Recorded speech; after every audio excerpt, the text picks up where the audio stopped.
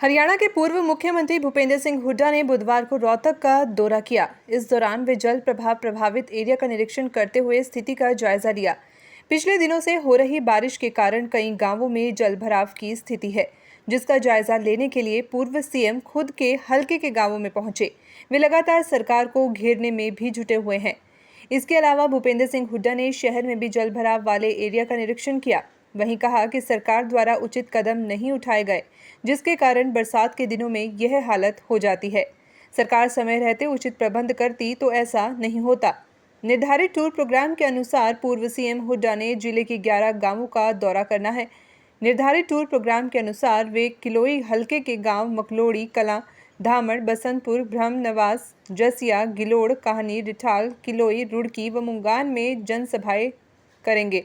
लोगों से मिलने के लिए प्रत्येक गांव में 30 मिनट का समय निर्धारित किया है, ताकि लोगों से बातचीत कर पाएं। भूपेंद्र सिंह हुड्डा पिछले काफी समय से अलग अलग जिलों में जल भराव और बाढ़ग्रस्त एरिया का दौरा कर रहे हैं। आज दौरा किया है आपने, क्या स्थिति पाई? कर रहा हूँ, अभी बहुत सारे गांव में होकर हूँ, बहुत सारे गांव में जाना है, मुंगान रुड़की तक भी जाना है, सारे गांव में, और सारा इलाका जलमग्न हुआ है। और अब यहाँ से देख रहे हो आप, इधर 7-7, 8-8 फुट पानी है। तो ये फसल तो गई, अगली फसल की भी कोई उम्मीद नहीं है। और गांव के घरों में भी पानी घुसा हुआ है। 100-150 घर अभी बताया उन्होंने, उनमें दरार आई हुई है। पशुओं के चारे की भी दिक्कत हो रही है। और अब ये जहाँ ऐसा फ्लड आता है वहाँ बीमारी भी आ जाती है। तो सरकार को जो राहत देनी चाहिए थी, सरकारी तंत्र राहत दिखाई देता नहीं रहा, दिख नहीं रहा। अब तुरंत जो है सरकार को राहत देनी चाहिए। 40,000 रुपया प्रति एकड़ तो किसान को मुआवजा देना चाहिए। और जिन मजदूरों की मजदूरी गई है 1 महीने की मनरेगा, उनको फालतू देनी चाहिए। जो मकान टूट गए, दरार पड़ गई है, उन मकानों की दुरुस्ती के लिए वो मदद करनी चाहिए।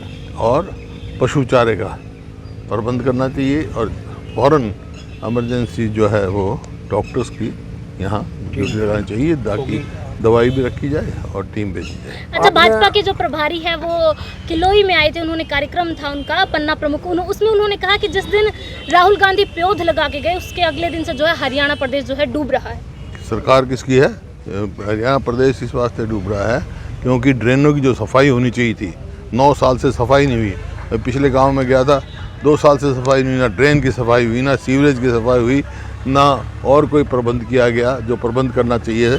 अगर समय पे प्रबंध करते, ये ठीक है, कुदरत की आपदा है, ये पानी बहुत ज़्यादा है, लेकिन समय पर कदम उठा दिए जाते तो इतना नुकसान नहीं होता जितना हुआ है। अच्छा, जिस तरह से यमुना का जो जल बढ़ा है हरियाणा में, और भी इलाकों में भयंकर स्थिति पैदा होगी है, खासतौर पर यमुना के साथ लगते जो इलाके हैं, उनमें भी आपने चिंता व्यक्त की थी। देखिए, यमुना का जल 3,80,000 क्यूसिक हथनी बराज से छोड़ा गया। वहाँ डैम नहीं है, बराज है। और हमारे समय में 8 लाख क्यूसिक छोड़ा गया था, लेकिन फिर भी इतना नुकसान नहीं हुआ, क्योंकि जो यमुना के साथ साथ सारी जो इलीगल माइनिंग हुई है, उससे यमुना का स्तर, मतलब जो उसकी कानून होता है, वो इतने तक माइनिंग कर सकते हैं। उससे ज़्यादा की बहुत गहरी, तो यमुना रास्ता बदल गया अपनी। इसकी वजह से बिल्कुल बेकाबू हो गया ये मामला, तो मैं अपना कदम उठाया। अच्छा, उन्होंने कहा है कि काफ़ी जो है पाप किए, अपने समय में तो काम किया नहीं, 2-2 रुपए के चेक दिए किसानों को, और उनको जो हम राम मंदिर बनवा रहे हैं उसमें आके माफ़ी मांग लेनी चाहिए।